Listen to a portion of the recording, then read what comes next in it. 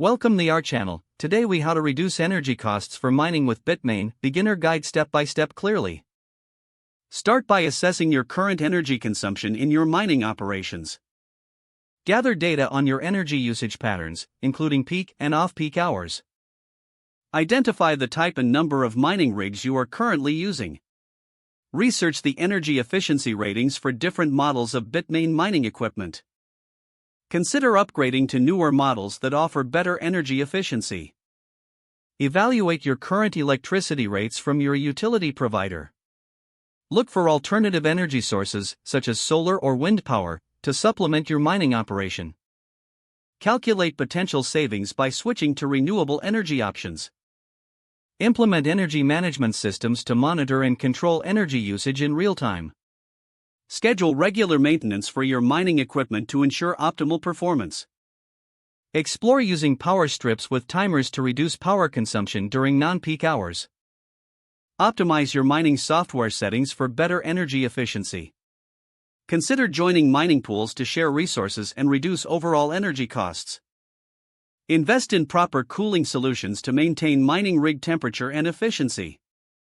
Utilize energy-efficient cooling systems, like liquid cooling or upgraded ventilation. Analyze your operational hours and consider reducing them during high electricity rate periods. Implement energy-saving practices, such as turning off unnecessary equipment when not in use. Evaluate the energy-efficient programming features offered by Bitmain mining rigs. Look into demand response programs offered by your utility for additional savings.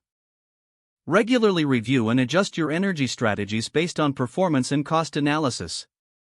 Stay informed about advancements in mining technology that enhance energy efficiency.